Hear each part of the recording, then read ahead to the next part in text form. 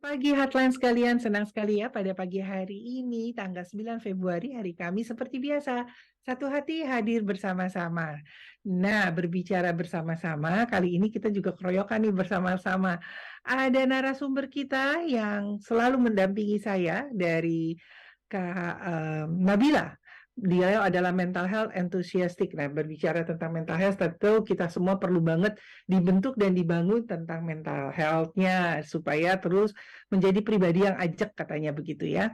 Lalu narasumber yang berkaitan dengan tema kita yaitu satu suara dengan orang tua soal masa depan anak. Wow, kalau berbicara satu suara ini tentu bukan hal yang mudah dan beliau juga mengalami banyak sekali pergumulan, tetapi tentunya kita akan mendengarkan langsung dengan adik Evin Leofosko. Wah, ini agak susah nih. Lebih baik saya minta beliau langsung yang menyebutkan last name-nya ya. Beliau adalah mahasiswa universitas dari British Columbia. Wah, udah namanya susah, sekolahnya juga keren punya ya dari British Columbia. Selamat pagi. Oke, selamat pagi, Evin ya panggilannya ya. Evin masih di mute, Evin. Oh ya, ya panggilan saya Evin betul. Nama belakangnya boleh dong dipronounce agak berani, Leofonsko? Ya betul, Leo Fonsco. Leofonsko, oke. Dari mana sih kok namanya keren banget? Kalau dari nama sendiri kurang jelas, yang jelas kalau Leo-nya jelas dari bintang saya. Kalau Fonsco-nya itu saya masih kurang tahu, lebih tahu orang tua saya daripada saya kalau itu. Oke, berarti abis ini PR kamu nanya ke orang tua ya. Satu hati kan di kalian ya dengan Ya nama. itu boleh boleh boleh. Nah, nah, seperti biasa saya tidak akan sendiri untuk mendampingi kegiatan ini. Ada Kakak Lucia Christina, beliau adalah marketing dari Aku Pintar. Tentunya belajar pintar hanya bersama Aku Pintar. Selamat pagi. Oke, Kak Lucy masih di mute, Kak Nabila juga masih di mute, mungkin bisa di unmute semuanya. Oke, Iya, selamat pagi Kak Yo, selamat pagi Kevin semua.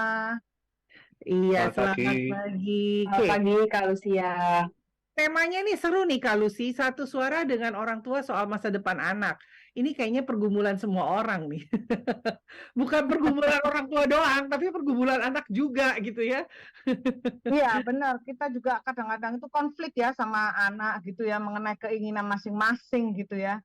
Cuman kita mau belajar nih dari perspektif anak muda nih Kak Yo ya. Gimana Asik. sih mandang orang tua gitu ya. Oke, tar dulu. Ini mau bercurhat atau mau bener-bener memandang? Aduh, Kayaknya soalnya pernah punya pengalaman juga Kak Lucia ya. Sering. Sama kita juga, Eci ya, jadi ajak curhat. Oke, Evin, boleh tahu dong, ini ngambil kuliah di Universitas British Columbia ini sebetulnya keinginan sendiri atau sebetulnya memang dipilih oleh orang tua? oh kalau ini saya lebih ke keinginan sendiri dan juga kebetulan saya mendapatkan beasiswa juga dari beasiswa Indonesia Maju seperti itu. Wow, selamat, pasti pinter Ya terima kasih sekali. banyak. Bagian apa jurusan prodinya? Jurusannya computer science, jadi kayak ilmu komputer gitu semacamnya kalau di Indonesia. Oke, oke. Nah, pada saat mendapatkan beasiswa, ada pergumulan nggak di internal antara kamu dan orang tua? Atau mungkin ada nggak sih? Biasanya nih orang tua tuh kepengen anaknya jadi dokter. Kayaknya kesannya kalau jadi dokter tuh wow gitu ya. Tapi nggak tahu di zaman now ya, kan udah banyak pilihannya. Iya. Silakan. Oke, kalau itu sih saya sendiri dulu kan kalau saya lihat dulu di saya itu kalau untuk memilih masalah jurusan atau profesi di masa yang akan datang bagi saya sendiri emang nggak gampang ya. Soalnya kenapa? Soalnya dulu tuh aku mikirnya kalau masalah jurusan ataupun profesi itu kan aku mikir harus sesuai dengan minat atau bakat yang aku miliki nih. Tapi Oke. konteksnya di awal, ya ketika aku dulu pas masuk SMA itu kan udah sering ditanya sama teman-teman, sama keluarga, itu kalau kamu tuh besok besar mau jadi apa gitu kan. Nah, karena dulu saya tahu ya cuma matematika atau semacamnya, aku mikirnya ya udah dosen matematika atau kayak gitu. Dan orang tua saya ngeliat saya gini, dibilang, kalau kamu jadi dosen matematika, kamu nggak bosan apa kerjanya ngajar terus gitu kan? Atau kayak ya pokoknya orang tua saya kurang setuju intinya gitu kan. Nah, habis itu setelah aku belajar macam-macam dan udah mulai mendalami ilmu matematika dan beberapa ilmu yang bidang-bidang lainnya, aku sadar kalau aku tuh lebih tertarik di bidang komputer. Akhirnya saya milih informatika Dan setelah saya mulai lebih dalam mempelajari info komputer itu, saya mulai dapat nih kayak beberapa prestasi kecil-kecilan gitu yang bisa saya achieve, dan beberapa kemungkinan-kemungkinan lain yang udah saya buka, dan emang terlihat di situ saya itu emang lebih minat dan lebih bisa menguasai di bidang itu. Dan sejak saat itu juga orang tuaku dari awalnya nggak yakin nih aku mau di bidang kayak matematika atau bidang lainnya. Begitu aku masuk bidang informatika atau bidang komputer, mereka langsung yakin. Jadi kalau aku sendiri itu lebih ke meyakinkan orang tua dulu dari apa yang udah aku capai sih. Ada bantahan nggak pada saat meyakinkan itu? Apakah jalannya mulus-mulus saja?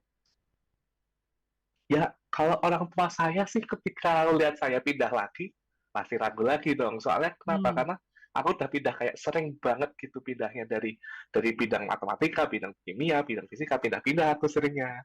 Jadi kayak kalau IPA ketika pindah informatika, bener-bener baru kayak aku bisa meyakinkan orang tua aku tuh maunya di sini. Dan aku emang suka-suka di sini gitu.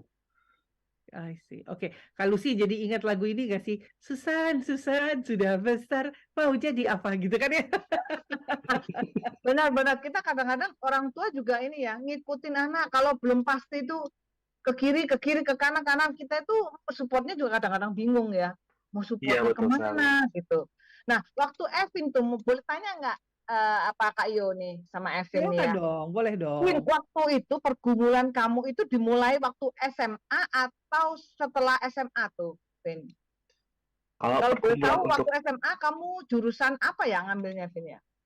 Kalau SMA saya MIPA. Kalau masalah MIPA sama IPS itu emang saya secara kemampuan saya emang lebih ke kemampuan kognitif ya. Jadinya saya lebih milih ke yang MIPA. Nah, untuk pergumulan masalah jurusan untuk jurusan kuliah atau emang bidang minatnya itu saya sendiri itu kayak lebih ke sering ragunya. Jadi kalau misalnya saya udah mendalami sesuatu, kadang tuh saya malah cenderung menghindari tantangan yang baru yang lebih susah.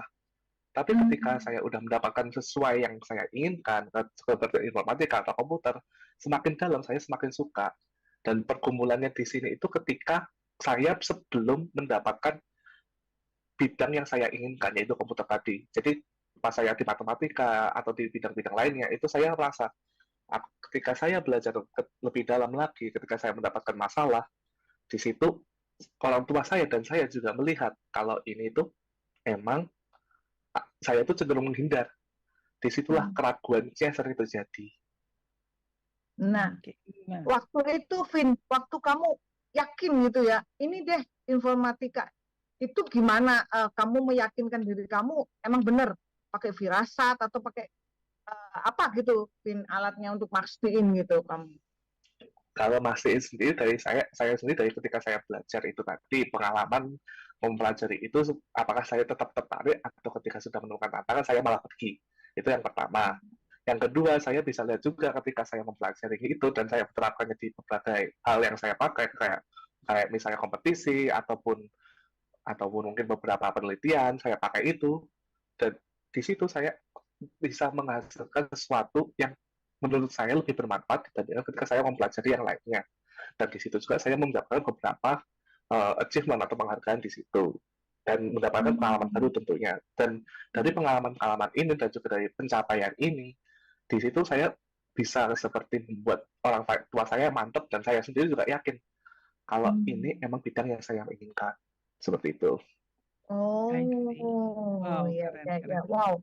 Jadi perjalanannya berat juga ya, Vin. Kamu mesti harus ikut lomba, harus kayak gangsing ya, muter-muter. Ya, betul sekali. Oke, Kak Nabila, melihat apa yang diceritakan oleh Evin, dan ini juga menjadi sebuah pergumulan tidak hanya bagi Evin ya. Kebetulan Evin ini luar biasa pintar sehingga bisa yakinkan mendapat beasiswa. Tetapi banyak anak-anak yang juga tidak bisa mendapatkan beasiswa sementara keinginannya. Contoh misalnya saya punya teman gitu ya, di mana anaknya tidak mau sekolah begitu lulus SMA, pengen merasa cuti dulu baru kuliah. Sebetulnya lebih kepada pencarian jati diri juga. Nah, hal-hal ini memang untuk menjadi satu suara untuk masa depan itu tidak mudah. Nah, bagaimana sih secara psikologi dunia mental yang sehat gitu ya, membuat hubungan yang baik antara anak dan orang tua, apalagi balik lagi nih, kemarin saya baru berbicara karakter orang tua itu karakter analog, sementara karakter anak-anak nih karakter digital. ya, yang cepat, yang lebih meresap dan segala macam. Analog ini membutuhkan proses yang luar biasa. Apalagi kalau ada satu pride, misalnya keluarganya turun-temurun dokter sehingga si anak harus dokter gitu. Nah, bagaimana sih secara kesehatan jiwa sebaiknya dilakukan? Kalau kita lihat kan dari Evin juga ada effort ya.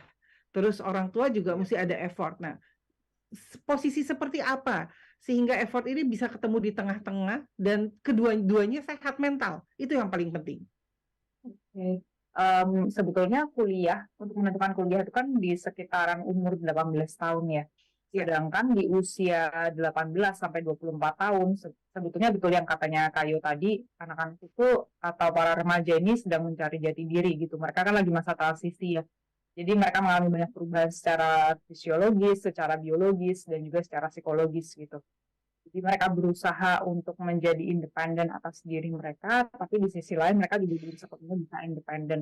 Artinya belum sepenuhnya juga bisa mengambil keputusan atas diri mereka sendiri. Nah, kadang-kadang betul tuh yang tadi Kayo sampaikan, ada faktor pride juga gitu dari orang tua, karena turun-temurun itu mungkin keluarganya adalah keluarga dokter gitu ya.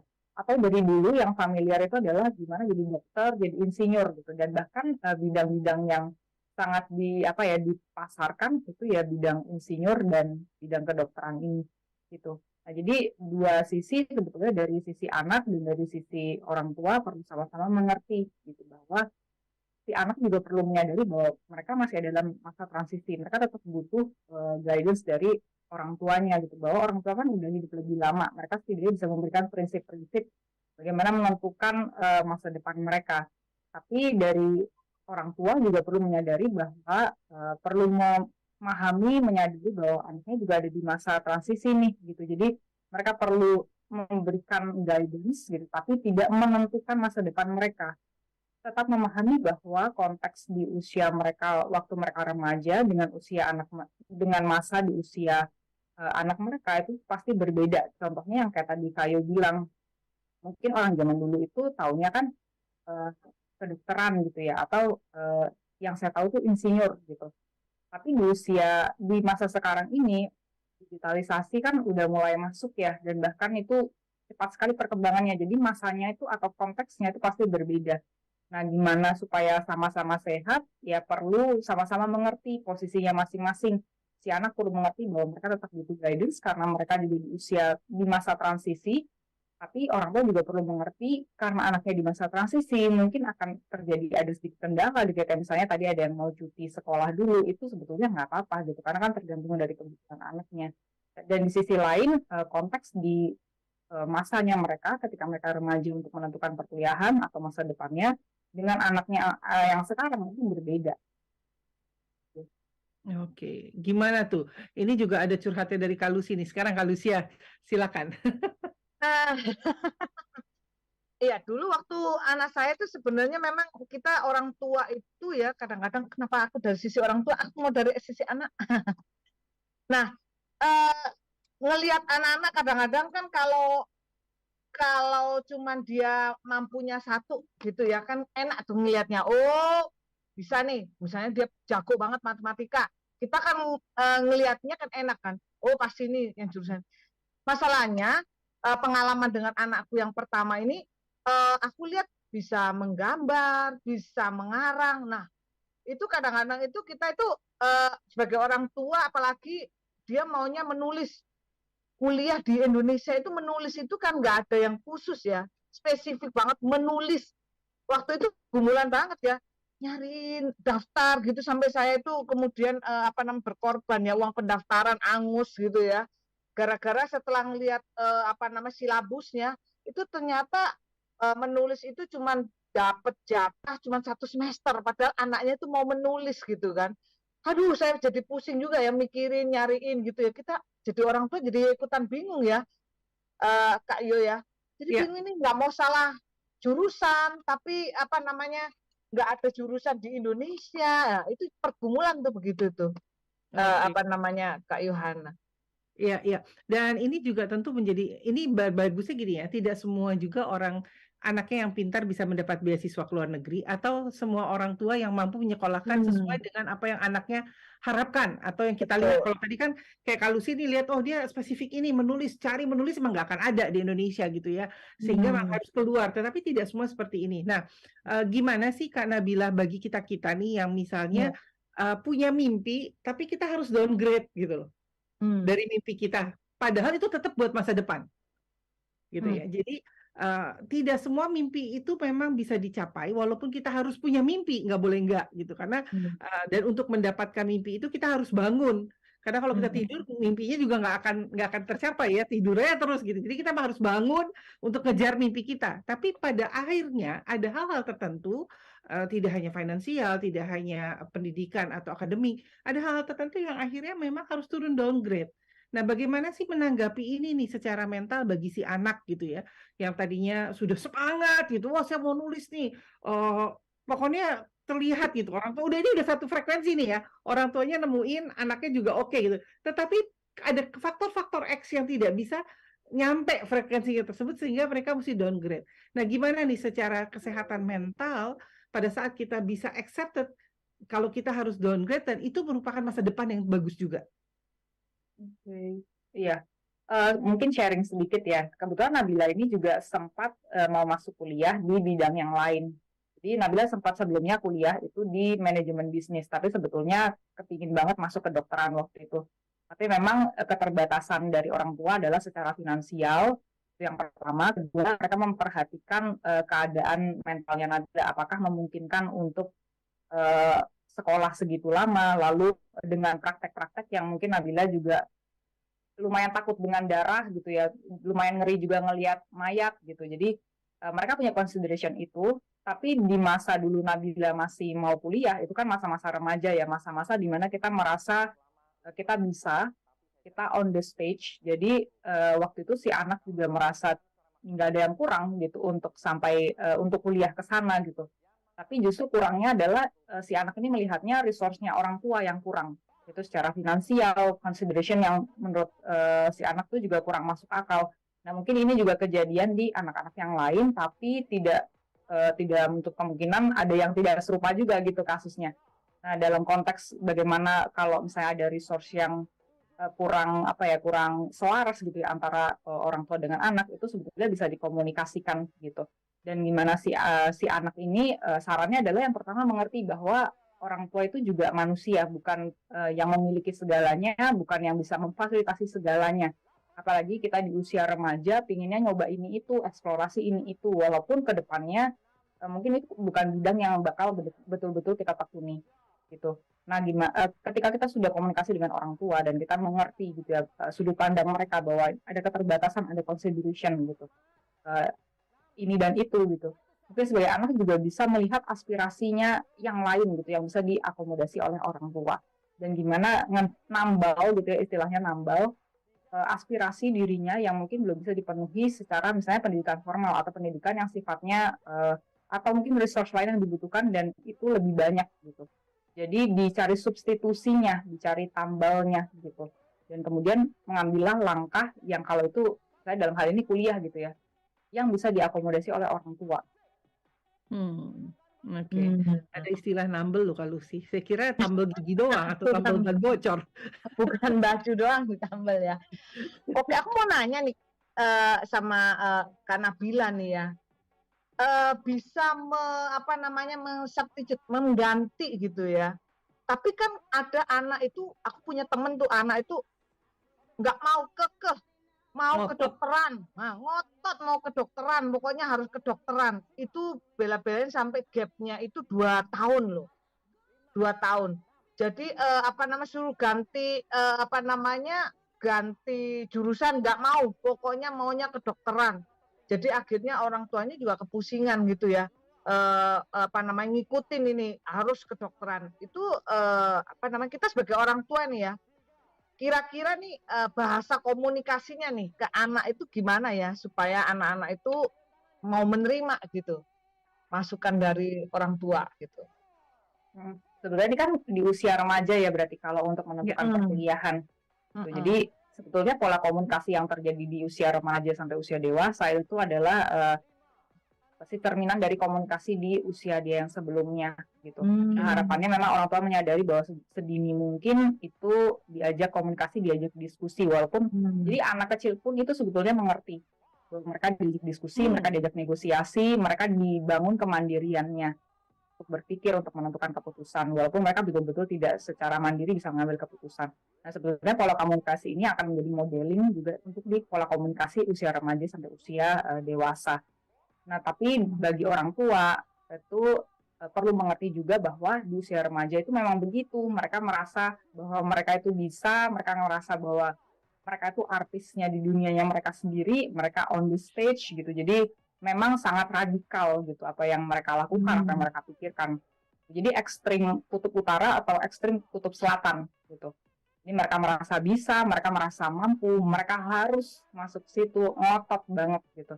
Nah, yang pertama pola komunikasi ini yang tadi itu modeling. Nah, diharapkan untuk sejak dini itu tuh diajak diskusi sehingga di usia remaja tidak mengalami kendala yang atau meminimalisir kendala di mana anak itu sulit sekali diajak untuk diskusi. Yang kedua, memang di usia mereka itu ekstrim banget gitu. Secara psikologis itu terjadi demikian, secara fisiologis juga begitu, secara biologis juga mereka cukup mengalami banyak perubahan gitu ya. Lalu di sisi lain juga itu sebetulnya bagaimana cara komunikasi adalah berdiskusi gitu. Selama apakah nanti terjadi penundaan atau tidak ada penundaan, sebetulnya selama itu sehat di kedua belah pihak antara orang tua dan anak, itu fine-fine aja. Oke. Nah, menarik ya, ada kalimat-kalimat baru, tidak hanya penambalan, tapi juga ada artis di dunia atau usianya. Nah, Evin, pernah nggak sih kamu juga merasa seperti apa yang dijabarkan oleh Kak Nabila sebagai seorang remaja? Karena kan sudah melewati, karena kamu sudah fokus ke satu tujuan gitu ya, masa depan kamu yang sudah di ACC oleh orang tua, kebetulan juga di ACC oleh beasiswa gitu ya.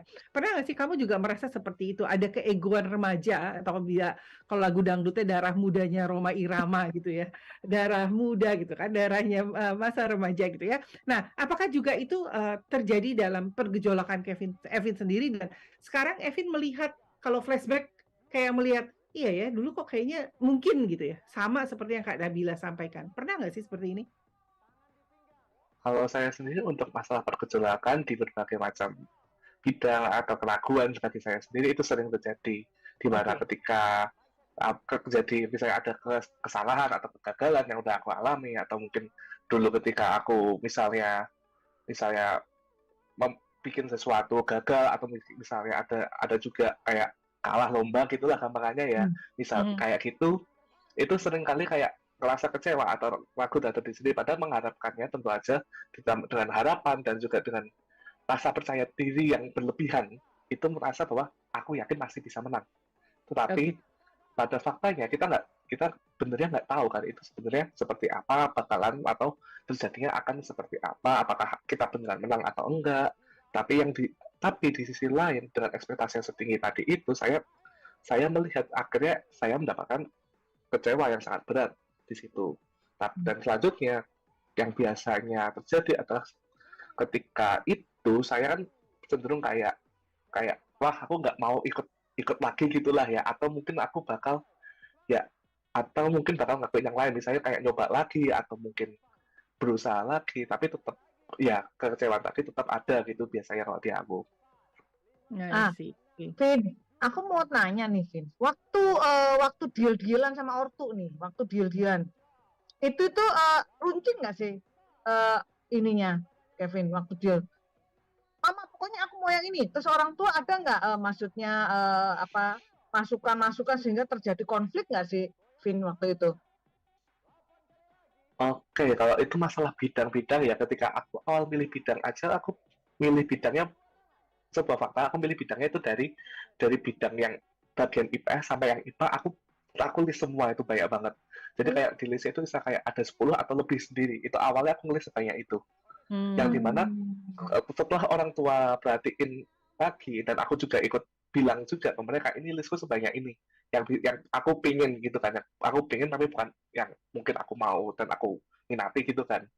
Nah, di situ akhirnya orang tua dan aku juga melihat ke diriku sendiri, di mana ketika itu apa yang sebenarnya bisa menjadi potensi buat aku juga, dan misalnya pekerjaan dari jurusan-jurusan tersebut yang bisa berguna di masa depan.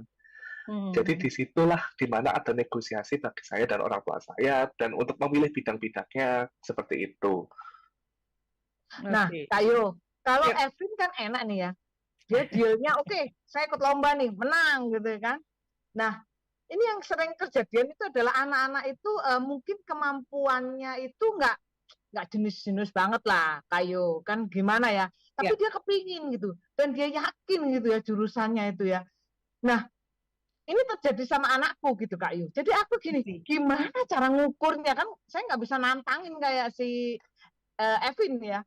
Nah, jadinya waktu itu untung saya ada informasi tuh, udah jalan tengah, kita panggil orang ketiga gitu kan ya, tes gitu kan, ngikutin tes bakat minat, bener nggak sih bakat kamu, minat kamu, kemampuan kamu itu ada di nulis gitu kan, Ya. ada di nulis gitu kan. Jadi kita kita ngunjungin tuh apa namanya satu badan untuk tes bakat minat gitu ya. Ya. Lumayan juga ya, belum sekolahnya aja udah lumayan nih, ngetesinnya aja udah keluar uang ya. 4 tahun yang lalu aja udah hampir 2 juta tuh Kak Yu. Kebayang Ya. nggak kalau yang nggak punya ini ya, Ya, budget punya untuk dana ini untuk ya, kesana. untuk Betul. ngetes gitu kan, udah berantem jalan tengahnya gimana gitu ya. Jadi Ya. waktu dites keluarlah hasilnya gitu Kak Yu. Mm-mm. Keluarlah hasilnya, ternyata ada tuh di poin-poin jurusan yang direkomendasikan itu, keluarlah jurusan jurnalisme gitu kan, menulis gitu ya. Pokoknya ada yang bau-bau menulis aja gitu kan. Karena saya pikir begini loh Kak Yu, ini menulis udah nggak ada di Indonesia ya kan, maunya nyari di luar negeri kan mahal gitu ya. Kalau salah jurusan terus dia balik badan, wah kita kan bisa ini ya, bisa kebakaran jenggot ya, ini duit ini. Kalau Evin beasiswa, kalau kita kan nanggung sendiri kan Kayo ya, belum lagi Betul, tuh ada betul. adik-adiknya tuh, ada Betul. adik-adiknya nih. Waduh, Betul. banyak banget ya kita jadi orang tua gitu, pikiran saya gitu. Ya. Jadi Apa mungkin yang Kak Lucy alami tentu juga banyak dialami oleh banyak orang tua gitu ya. Artinya tidak mudah. Kalau tadi dibilang kalau memang udah jurusannya enak-enak nih, tapi kadang-kadang banyak juga nih, misalnya dia udah kuliah, udah di penghujung jalan. Nah, ini terjadi banyak beberapa teman, dan yang saya hadapi juga di depan mata, misalnya udah tinggal skripsi gitu ya, tinggal semester akhir, tiba-tiba kayak patah semangat, hilang. Dan dia merubah jurusan ke jurusan yang lain, mulai lagi dari nol. Bahkan ada juga loh yang akhirnya nggak mau kuliah sama sekali. Nah, memang ini perlu sekali yang tadi Kak Lucy bilang ya, kalau kita bisa mendapatkan bantuan untuk menilik diri kita tentang bakat minat kita. Dan berbicara tentang bakat minat kita, tentu juga banyak sekali aplikasi-aplikasi yang saat ini sudah bisa di-download dengan mudah. Ada yang berbayar, ada yang tidak berbayar, tinggal tergantung karena mampu mau memilih yang mana. Bukan berarti yang nggak berbayar nggak bagus. Jangan salah loh, yang nggak berbayar juga banyak yang bagus. Contohnya misalnya dari Pixar gitu ya, di mana yang saya tahu dan saya juga terlibat di dalamnya waktu itu, bagaimana kita bisa melihat kepribadian diri kita dan kita bisa mix and match sehingga tidak terjadi kesalahan lagi. Nah, karena bila berbicara tentang kesalahan, apa yang dilakukan oleh Kak Lucy sebegitu spesifik detail gitu ya, supaya tidak hilang duitnya, jangan jadi bonyok karena bukan mesin ATM gitu ya. Nah, tapi juga banyak orang tua yang percaya. Artinya gini, oke, kamu yakin mau ini gitu, tapi dia tidak bisa mampu nih. Kalau sekarang kan udah ada apps gratis nih, Aku Pintar. Waktu itu kan nggak ada, ya. Terus dijalanin, terus putus di last minute. Aduh, kalau kata orang tuh tinggal pasang kancing udah jadi baju, tapi nggak jadi baju karena nggak ada kancingnya. Jadi percuma kan, nggak bisa dipakai gitu ya. Nah, gimana sih karena bila kekecewaan ini secara mental itu bisa menguatkan orang tua. Pertama orang tua, karena kan pasti kecewa orang tua ini kadang-kadang terlampias dengan perkataan-perkataan yang tidak pada tempatnya misalnya, atau dengan tindakan-tindakan yang kadang-kadang nyindir-nyindir gitu atau apa. Pokoknya yang mulutnya lancip-lancip lah gitu ya, apalagi perempuan.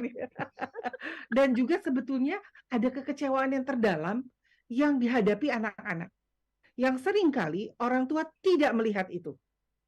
Makanya akhirnya dia tidak mau kuliah sama sekali misalnya.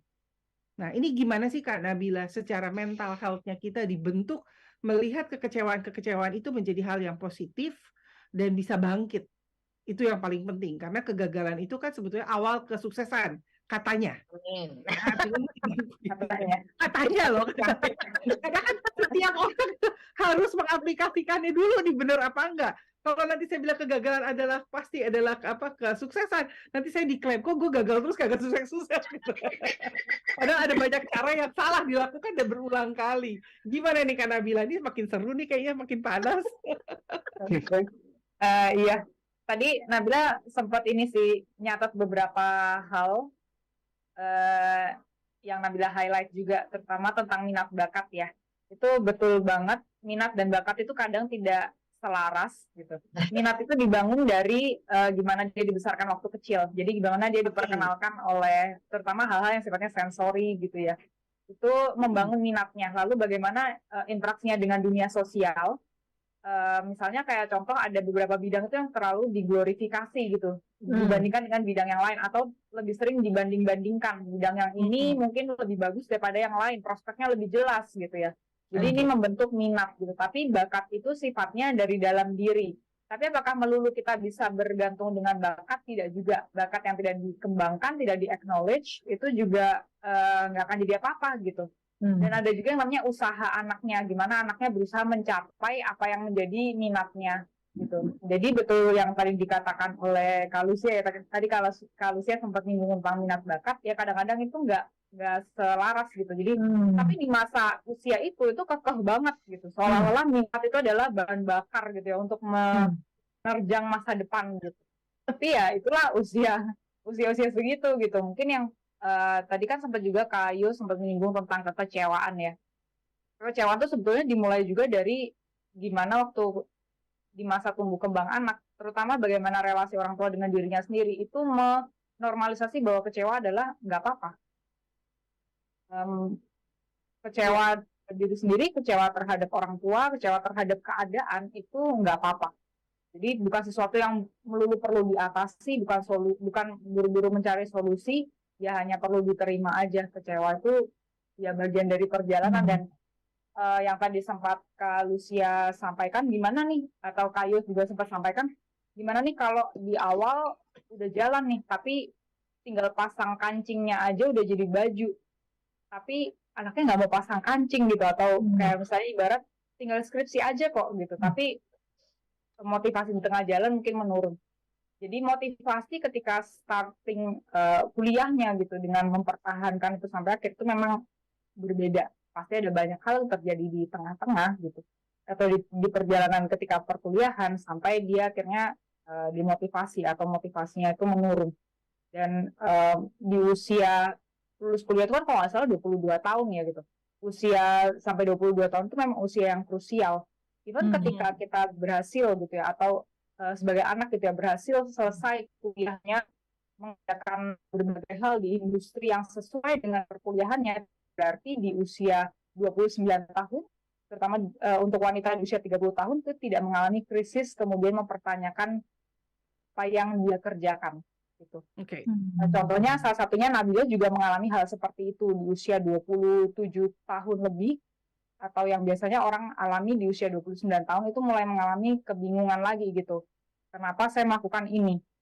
Karena apa yang mungkin diidentifikasi ketika usia remaja dengan keterbatasan kinerja otaknya, karena kinerja otak di usia remaja itu kan prefrontal cortex belum matang ya, jadi bagian otak yang mengambil keputusan, yang mempertimbangkan secara rasional itu belum segitu matang. Jadi kalau orang tua memaksa nih untuk anak paham gitu ya, mereka juga nggak punya organ itu gitu, untuk organ itu yang cukup matang untuk memproses informasi, menimbang-nimbang dan mengambil keputusan.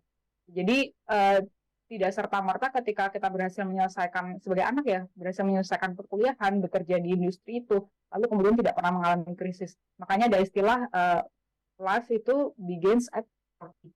Karena di usia 29 tahun kita tetap bisa mengalami krisis dan bahkan mengubah haluan. Di usia 37 tahun kita juga bisa mungkin mengalami itu. Bener juga tuh kan Nabila. Karena bilang ngomong 29 krisis gitu, yang 40 mulai. Saya itu nemuin ya, karena bila semuanya nemuin minat saya itu umur 40. Saya baru nyadar, iya ya kenapa dulu saya nggak mau ambil kuliah hospitality gitu ya.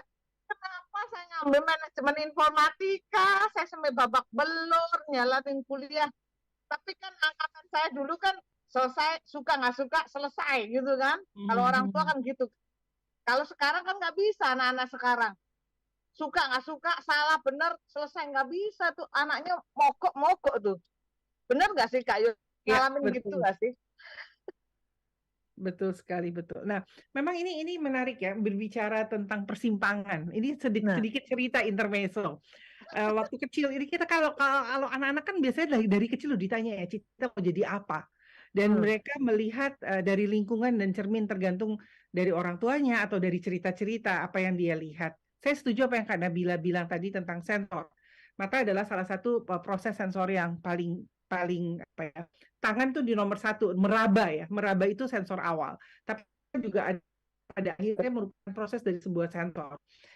Waktu kecil saya setiap pulang gereja itu di depan gereja gitu ya, ada bapak-bapak jualan kue pepe.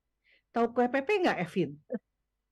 Nah, yang saya tanya Aduh, Evin saya ini, nggak tahu ya kalau itu. Kak Nabila sama Lucia tahu kalau kue pepe.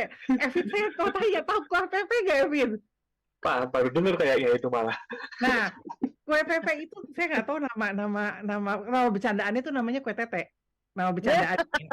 Ya, tapi nama Oke. benernya kue pepe. Kalau kue tete tahu? Lah. yang lengket-lengket itu kan ya Kak Yu? Ya, tengahnya agak keras, pinggirnya garing. Dia kayak serabi, tapi tipis banget.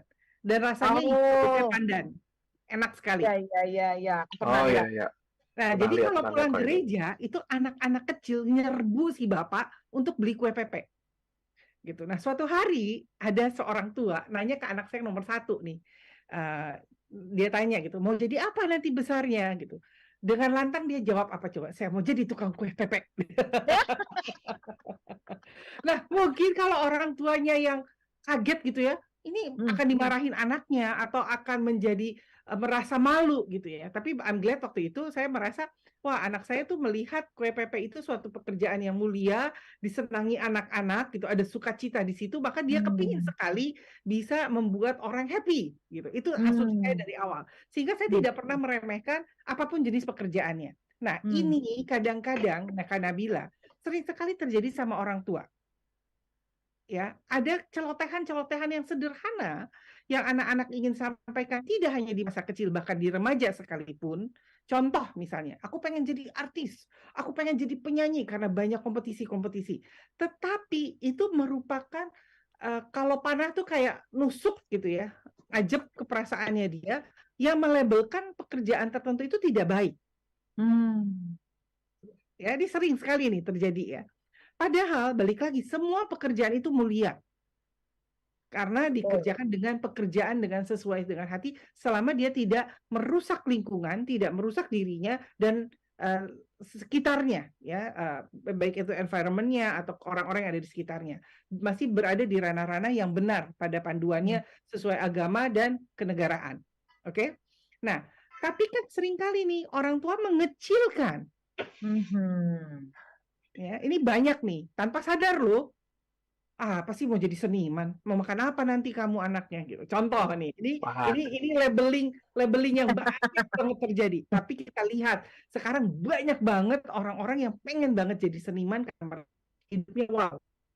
Nah, gimana sih Kak Nabila? Ini lagi nih karakter orang tua analog. Karakter orang tua analog itu dalam pelabelan. Sehingga membuat anak-anak, ya itu tadi, masa depannya tuh jadi merasa, aduh gimana ya, bimbang. Tapi Kak Yu, sebelum Kak Nabila jawab, saya sebagai orang tua Kak Yu, aku juga ngalamin loh Kak Yu. Jadi aku pikir gini loh, bukan anakku aja mengalami pressure ya. Iya. Kita sebagai orang tua, lingkungan, keluarga besar juga mengalami pressure kita orang tua. Saya gini, anak kamu ambil jurusan apa? Writing. Kebayang nggak sih? Writing gitu kan. Apaan gitu kan. Nah, kita itu juga, saya juga pertama-tamanya itu Kak Yu, saya juga jawabnya itu jadi gimana gitu ya. Writing, makanan apa gitu ya. Nggak jelas gitu ya. Zaman 4 tahun yang lalu kan masih belum se-booming ini kan digital marketing itu. Betul. Kan ya Kak Yu ya. Betul. Jadi kita juga orang tua juga ngalami pressure sebenarnya Kak Yu.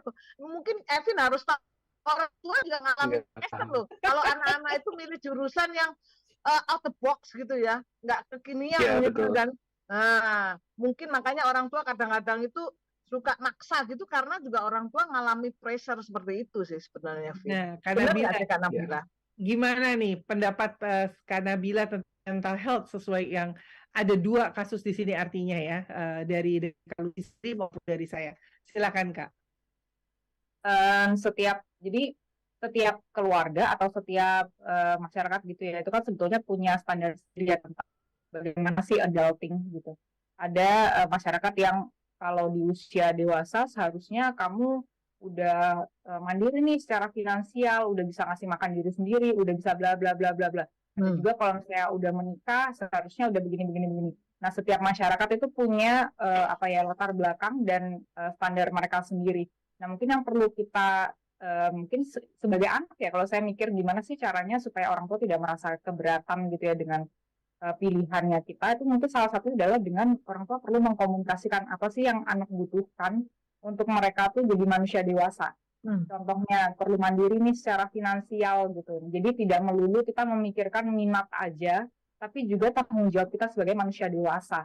Dimana tetap bisa memilih minat itu, tapi juga tidak mentelantarkan tanggung jawab kita terutama atas diri sendiri, gimana kita kasih makan, gimana kita menghidupi keluarga nantinya. Nah, anak ini belajar untuk menyeimbangkan atau balancing antara minatnya dengan tanggung jawabnya gitu. Karena memang kenyataannya itu tidak semua yang kita minati itu berkolerasi positif dengan income yang kita bisa dapat atau tanggung jawab yang harusnya kita bisa emban terus sebagai manusia dewasa. Tidaknya seperti itu sih, perlu dikomunikasikan apa yang perlu dipersiapkan oleh anak gitu. Karena kalau nggak orang tuanya keberatan, nanti anaknya juga keberatan ketika emerging adulthood gitu. Jadinya banyak ya ternyata urusan untuk jadi orang dewasa gitu. Rumah bocor. Anak-anak aja ya. Iya. Rumah bocor mesti panggil tukang, bayar lagi gitu. Atau ternyata makan itu spendingnya segini loh gitu. Karena kan ketika kita jadi anak, ketika semua disuplai, kita nggak tahu tuh apa yang sebetulnya disuplai sampai kita ngalamin sendiri, kita supply itu ke diri sendiri. Oke, wow, keren nih statement akhirnya, aku suka banget, setuju nih. Bener gak Evin? Tidak pernah terpikirkan karena selalu disuplai sama mama papa. Benar juga sih, kayak kalau misalnya kalau sekarang kan saya kan udah kayak walaupun ada uang bulanan dari beasiswa, tapi akhirnya tetap aja ngitung gitu habisnya berapa gitu kan ya. Terus habisnya kayak nyari tahu nih, habisnya di mana? Makannya banyak, kebanyakan makannya gitu. Oke. Hari ini kita banyak pembelajaran yang luar biasa ya Kak Lucy ya, nggak terasa di ujung acara. Nah, sebelum menutup ya, saya mau dong mendapatkan closing statement dari masing-masing, dari Kak Evin, dari Kak Nabila juga, tentang ini kayaknya kupasnya masih kurang dalam ya Kak Lucia. Benar nih, ini masih kulit nih waktunya. Semoga apa yang bisa kita berikan pada pagi hari ini bisa diterima dengan baik oleh semua pihak, baik orang tua, baik adik-adik yang saat ini mungkin ada di persimpangan jalan, atau saat ini sudah nyemplung gitu ya, tapi harus tetap berkomitmen dan motivasi yang tinggi sampai menyelesaikan, karena yang tadi Kak Nabila bilang nih, pada saatnya nanti kamu harus menyuplai dirimu sendiri, bukan orang tua lagi yang suplai ya. Evin, boleh dong kasih closing statement buat teman-temanmu tentang satu hatinya anak dengan orang tua untuk masa depan. Silakan. Kalau dari saya sendiri sih, saya bisa melihat kalau untuk sebagai seorang anak, saya ngerti kalian itu kayak pinginnya itu apa yang ada di depan mata pengen kalian capai, atau apapun yang ada di pikiran kalian pengen kalian capai. Tapi sadar juga orang tua juga punya harapan ke kita juga, dan di masa depan ya seperti tadi, itu kita akan menanggung diri kita sendiri juga, dan juga ditambah lagi mungkin di masa yang akan kita juga akan menanggung orang tua kita seperti itu, sehingga akhirnya menurut saya ketika kita mau memilih sesuatu, kita juga pertimbangkan apa yang sebenarnya kita mau dan apa yang bisa menjadikan sesuatu yang bisa mempertahankan hidup, untuk menyambung hidup kita. Dan juga selain itu juga menurut saya penting juga buat kita untuk berkomunikasi dari kecil biasakan untuk berkomunikasi dengan baik dengan orang tua. Karena sesuai dengan kasus tadi, kebanyakan kalau misalnya yang orang tua yang nggak setuju atau anak yang nggak setuju, itu saya seringnya lihat kalau dari teman-teman saya atau dari orang-orang yang sering saya dengar ceritanya, mereka tuh nggak deket sama orang tuanya. Jadi mungkin bisa deketin dulu relasi antara orang tua sama anak nih, biar yang penting dulu nih. Setelah itu baru bisa didiskusikan atau dinegosiasikan. Seperti itu kalau dari saya. Wow, thank you. Wow, Keren. mantap. Oke, dari Kak Nabila nih untuk mental health kita, bagaimana sih menjadi satu suara itu tidak mudah. Sebetulnya dua menjadi satu aja tidak akan pernah terjadi, Pasti akan ada hal-hal yang satu merasa sempurna, satu masih merasa belum sempurna. Demikian pula sebaliknya. Nah, bagaimana sih secara mental health, kata satu suara ini sebetulnya bukan menjadikan utuh secara holistik satu, tetapi melihat ke depan, masa depan yang cerah, yang konotasi cerah itu bukan hanya nominal, tetapi kebahagiaan lahir dan batin, ya, buat anak dan orang tua. Bagaimana, Kak? Silakan. Pesan untuk anak dan orang tua sebetulnya adalah kuncinya di komunikasi. Dari komunikasi itu kita bisa saling mengerti. Oh, konteksnya anak itu tuh sekarang ini seperti apa, dan konteksnya orang tua atau pertimbangan mereka itu tuh seperti apa. Nah, untuk anak sendiri, ketahuilah bahwa semasa di usia mungkin di bawah 22 tahun ya, termasuk dalam pemilihan jurusan atau keputusan di masa depan, kita masih pakai resource-nya orang tua gitu. Jadi boleh bereksplorasi, itu baik banget, tapi eksplorasilah dengan bertanggung jawab. Selama kita masih pakai resource dari orang lain, ya gunakanlah itu sebaik mungkin, bukan menuntut suatu hari kalau di usia dewasa sebagai anak itu ya bisa mensuplai untuk dirinya sendiri. Silahkan aja, mau ngapa-ngapain boleh-boleh aja gitu.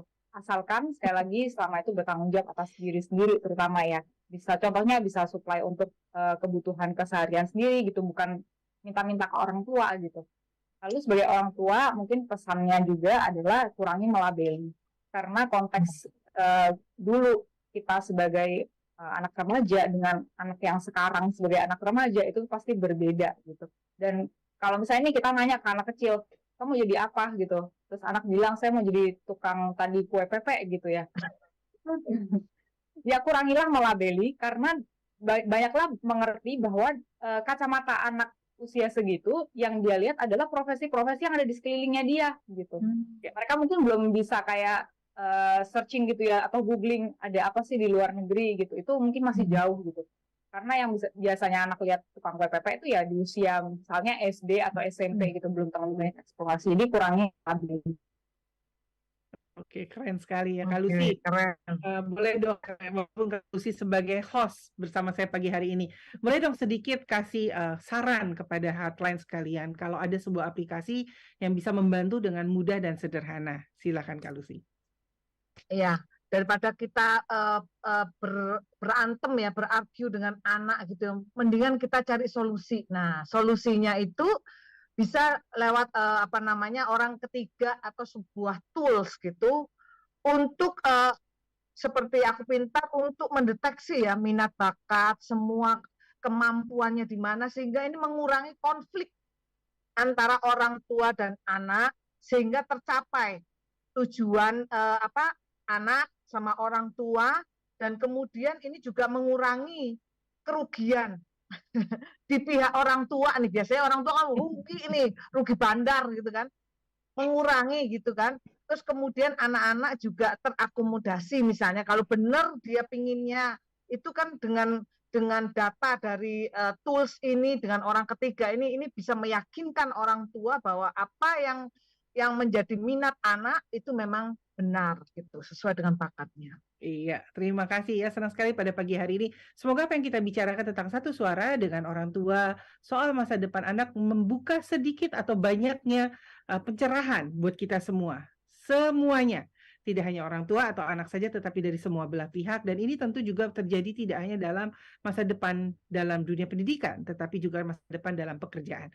Akhirnya saya Yohana Elizabeth Harjadinata mengucapkan terima kasih bersama rekan saya, Lucia.